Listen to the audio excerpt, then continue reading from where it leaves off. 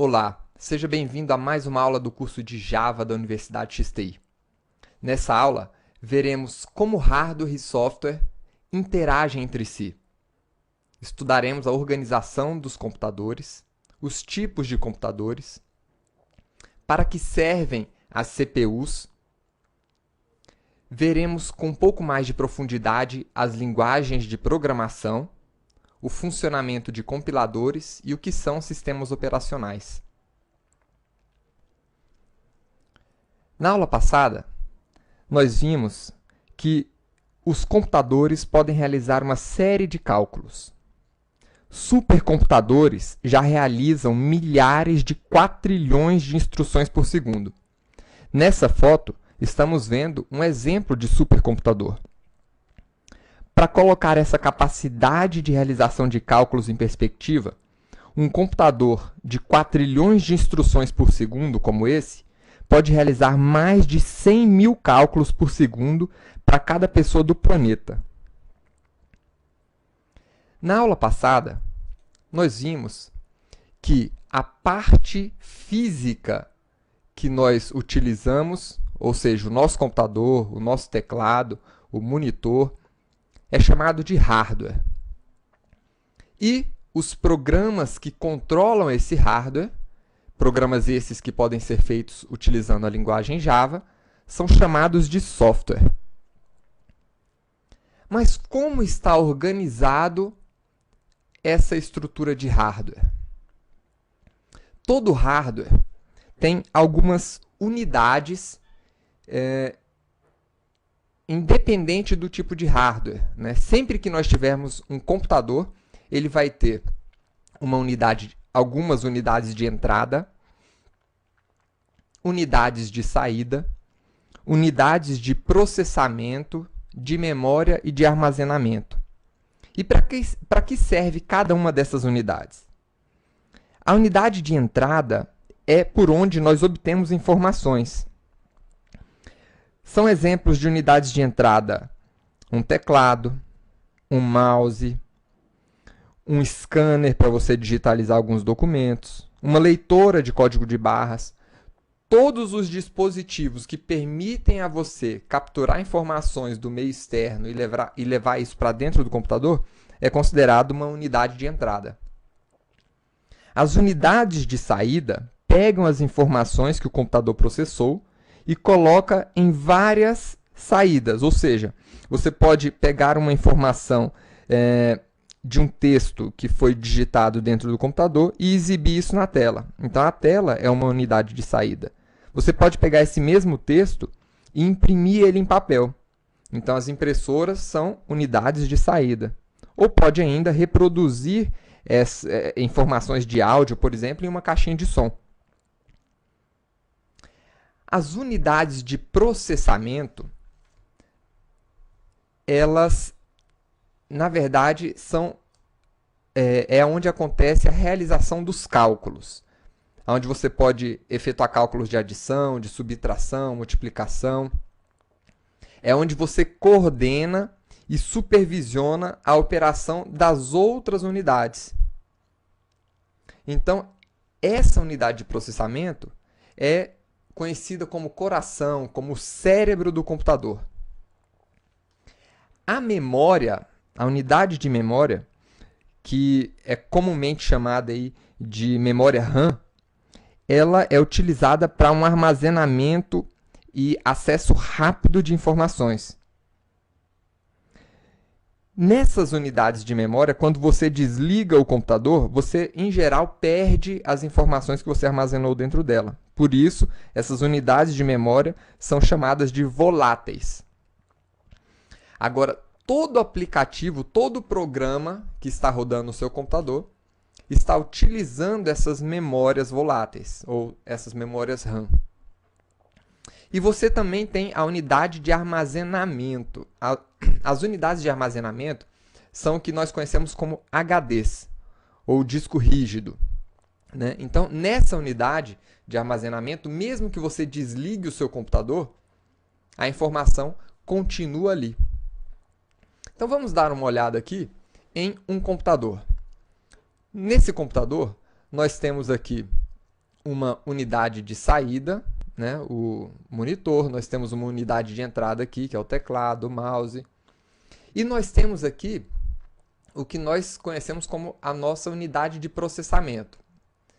A nossa unidade de processamento, eu vou dividir ela aqui em duas partes, né?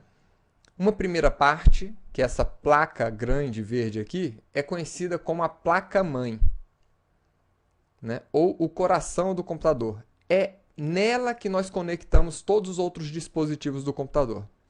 E na placa-mãe, nós temos aqui o cérebro do computador, que é o nosso CPU. Tem muita gente que acha que o CPU é a caixa onde colocamos todos esses dispositivos. Mas a CPU, ela é a unidade de processamento do computador.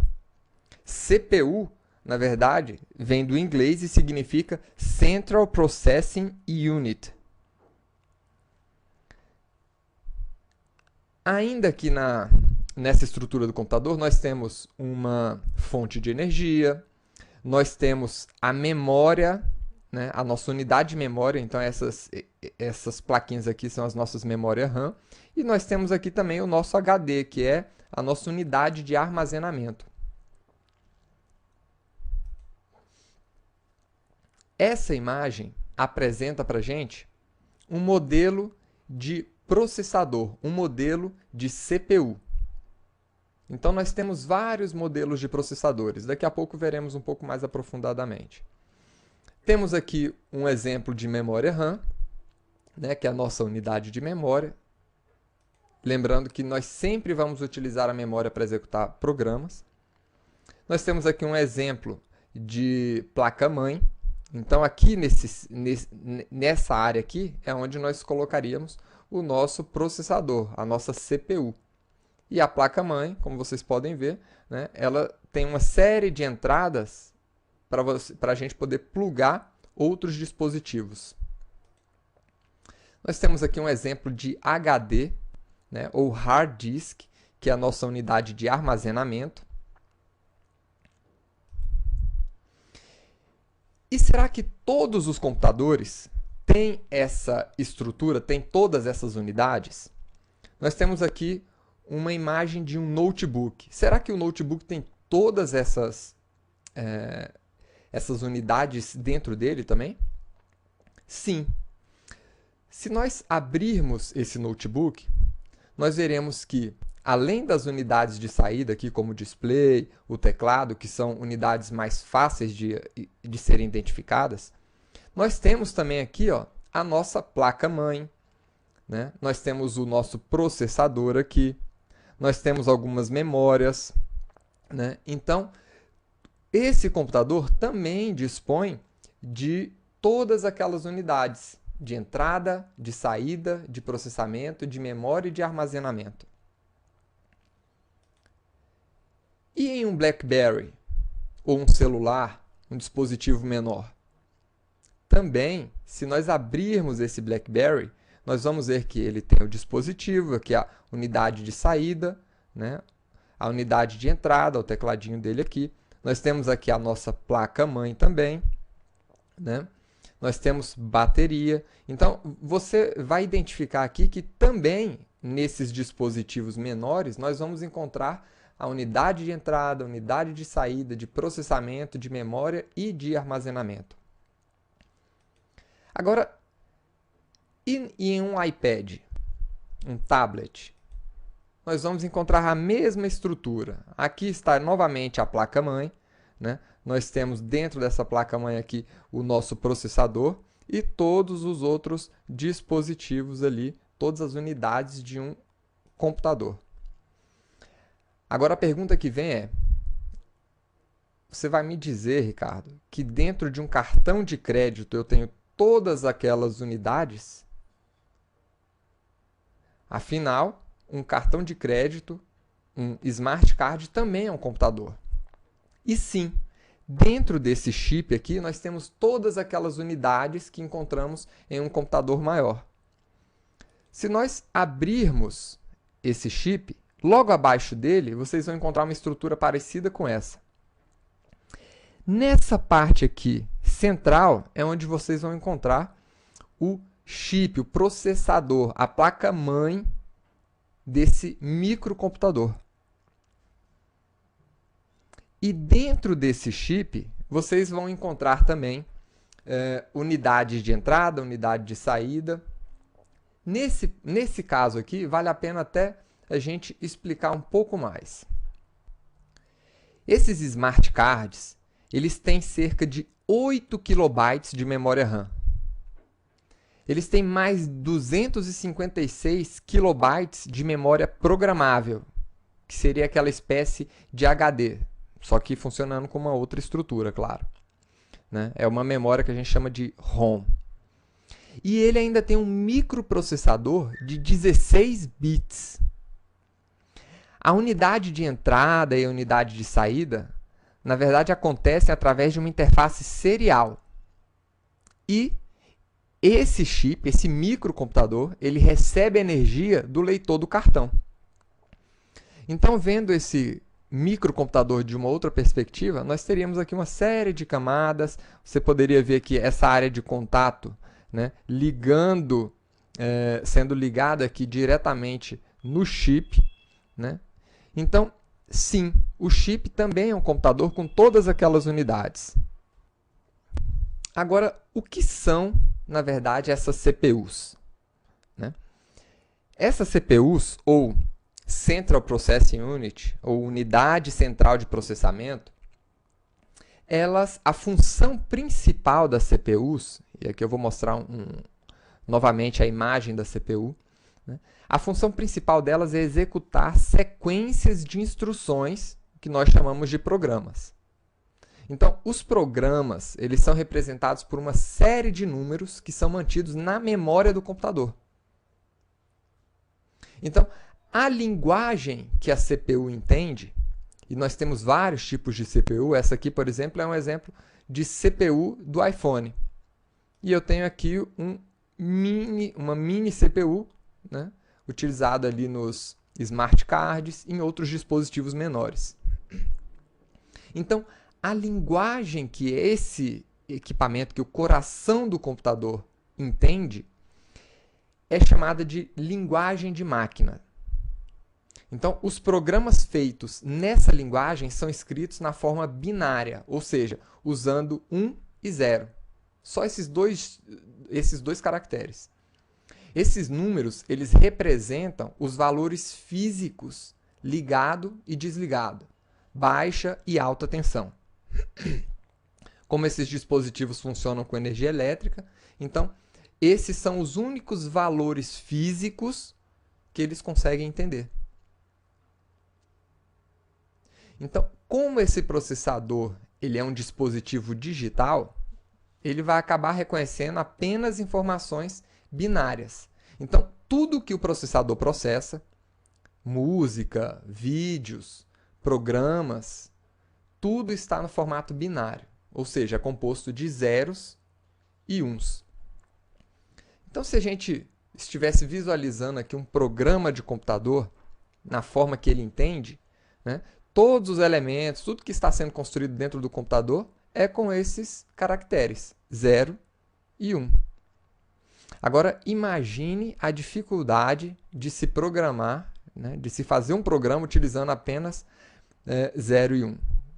A chance de você fazer alguma coisa errada, de esquecer um 0, esquecer um 1 ali no meio do caminho é muito grande. Então, é por isso que as linguagens elas evoluíram, né, e você pode ficar tranquilo. Java é muito mais fácil de programar do que em 0 e 1. Agora, por enquanto, nós vimos apenas a parte do hardware. Vamos trabalhar aqui, vamos entender um pouco mais sobre os programas de computador. Os programas de computador, eles são escritos em linguagens de programação. E nós temos alguns tipos de linguagem de programação. Nós temos a linguagem de máquina, a linguagem assembly e a linguagem alto nível. Eu vou mostrar uma outra imagem aqui para vocês, né? Então, o que acontece? Qualquer computador ele pode entender diretamente somente a sua própria linguagem de máquina. Essa é a linguagem natural do computador. Tá? Então, essa linguagem ela vai ser definida pelo design do hardware, pelos dispositivos que você tem ali, qual o processador que você está utilizando no seu computador. Tá? E essa linguagem, como já foi dito, ela é representada pelos caracteres 0 e 1. Pode ser representado por outros números também, mas no final das contas, né, o que o computador vai entender vão ser esses caracteres. Então, as linguagens de máquina elas são dependentes da máquina que você está usando. Então, uma linguagem particular de máquina ela pode ser utilizada apenas em um tipo de computador.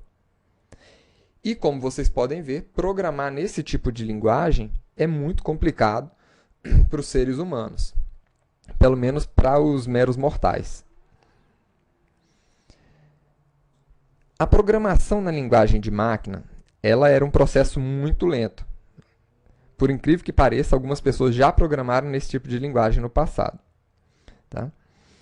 E, em vez de utilizar as strings de números que os computadores poderiam entender diretamente, os programadores começaram a utilizar abreviações em inglês para representar operações elementares. Essas abreviações formaram a base do que a gente chama de linguagem assembly.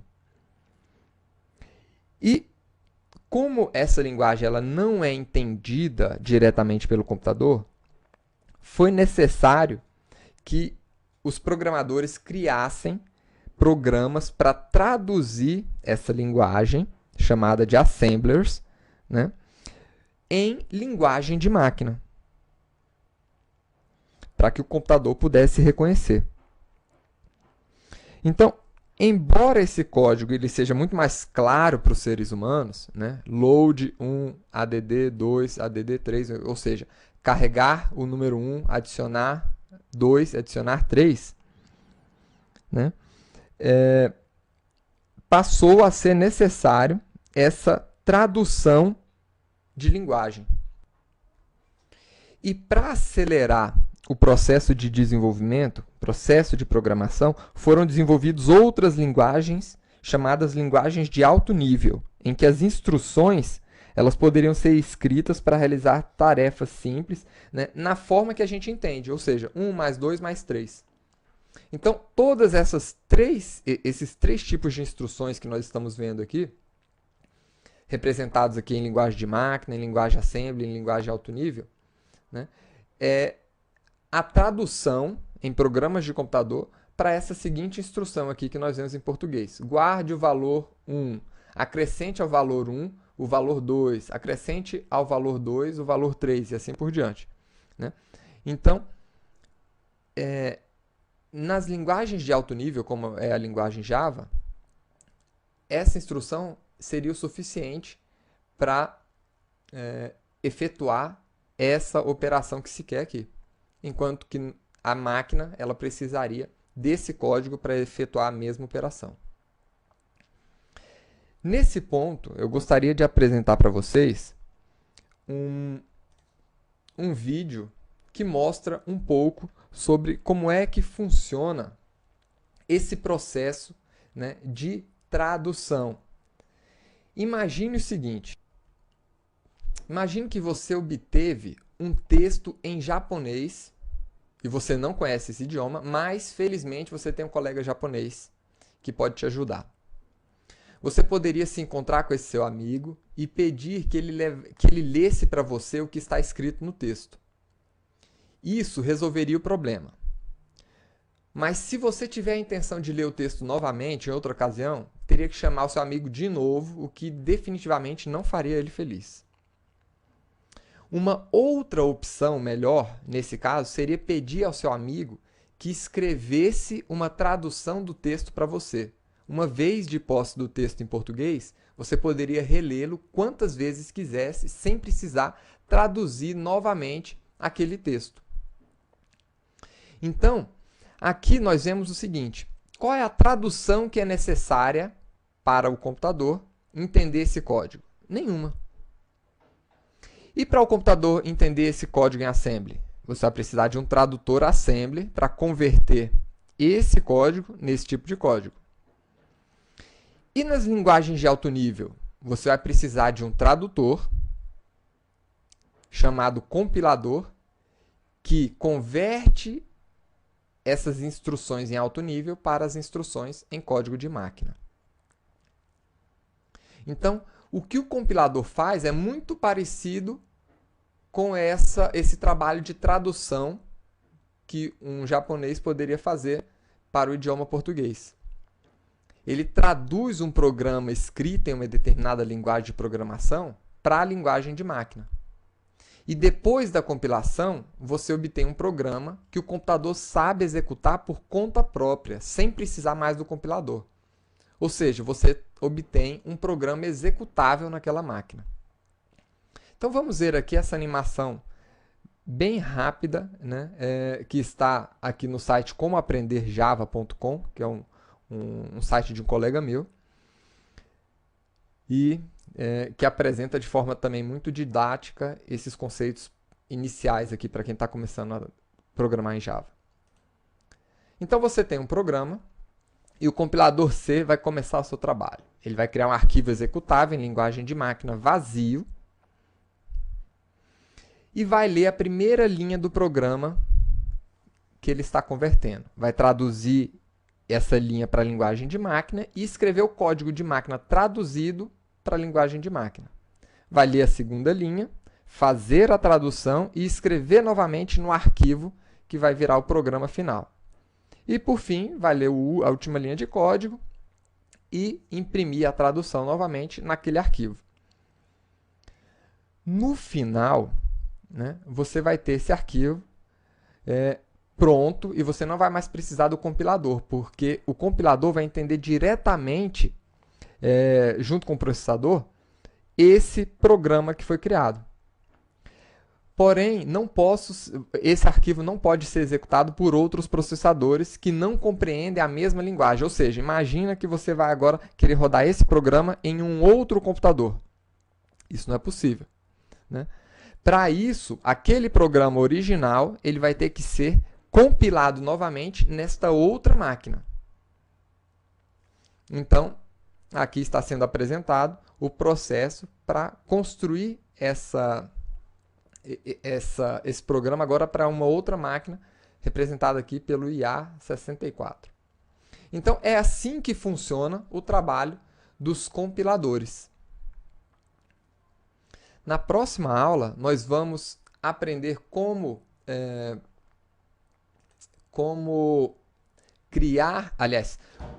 instalar o compilador Java e como rodar e como instalar também o aplicativo usado para rodar os programas em Java na sua máquina. Tá? Agora que nós vimos já como funciona o hardware e um programa de computador, vocês podem ver aqui que existe uma outra unidade importante, que é o sistema operacional, né? Então, tudo isso aqui envolve o seu computador. O usuário ele acessa um programa de computador que, através do sistema operacional, faz algumas chamadas aos recursos de hardware do seu computador. Então, o que é esse sistema operacional? Vamos dar uma olhada aqui. Nós já vimos que o seu processador ele executa programas. E os processadores entendem apenas os programas construídos na linguagem de máquina daquele computador. Agora, um ponto interessante é que para programas bem simples, ou computadores bem simples, na verdade, o processador é suficiente para a execução de um programa. Então, por exemplo, no seu micro-ondas, você pode construir um programa que acesse diretamente aqueles recursos, aqueles dispositivos do equipamento, do micro-ondas. Mas imagine um computador mais complexo, né? A maioria dos computadores é bem mais complexa do que um micro-ondas. Pense aí nas centenas ou milhares de modelos diferentes de discos rígidos, de placas de som, de placas de vídeo, né? Placas de redes, monitores. Então você tem vários tipos de dispositivos que você pode plugar nesse seu computador. Então, se você tivesse construindo um programa que precisasse acessar uma placa de vídeo para mostrar alguma informação, né, só isso você já precisaria entender como é que aquela placa de vídeo funciona, quais são os comandos daquela placa de vídeo. E se esse seu programa tivesse que suportar vários modelos de placa de vídeo, né, a complexidade do seu programa ia aumentar consideravelmente. Agora, imagine que além das placas de vídeo, você tivesse que gerenciar memória, disco rígido, a placa de rede. A complexidade desse seu programa seria absurda. Então, é para isso que servem os sistemas operacionais. Então, o sistema operacional é, na verdade, uma camada utilizada pelos seus programas, né, para acessar todos aqueles dispositivos que estão no seu computador, sem que você tenha, né, que conhecer as regras, conhecer as funções de cada um. Então, com o sistema operacional, fica muito mais simples a sua programação. Você simplesmente fala que quer imprimir alguma coisa na placa de vídeo, independente da placa de vídeo que está instalada no seu computador, o sistema operacional executa aquela operação para você. O sistema operacional também é um programa de computador, né? E ele é a base para outros programas. Na verdade, sem o sistema operacional, o seu programa só funcionaria se você reiniciasse o computador, se ele fosse autobootável. Não vou entrar aqui muito nessa questão, mas existem vários sistemas operacionais aí no mercado. Você provavelmente está utilizando um desses sistemas operacionais. Existe aqui o sistema operacional Windows, os sistemas Linux, os sistemas Unix e os sistemas da Apple. Esses são os principais. Aqui em cima eu estou apresentando alguns sistemas operacionais de dispositivos móveis. Nós temos aqui o Android, o BlackBerry, o Windows Mobile, o sistema operacional do iPhone, né, e o Symbian OS. Então esses aqui são exemplos de sistemas operacionais para celulares, para tablets, né, para Blackberries. E aqui embaixo nós estamos vendo alguns sistemas operacionais baseados em Unix, como é o Solaris, e outros aqui baseados no Linux. Então, pessoal, essa aqui é foi uma rápida introdução à organização dos nossos computadores e como funcionam as linguagens de programação. Vejo você na próxima aula, tá? E na próxima aula nós vamos aprender como instalar o compilador Java, a JVM, né, o programa para executar um programa em Java, e como é que a linguagem Java funciona de verdade. Até lá, pessoal!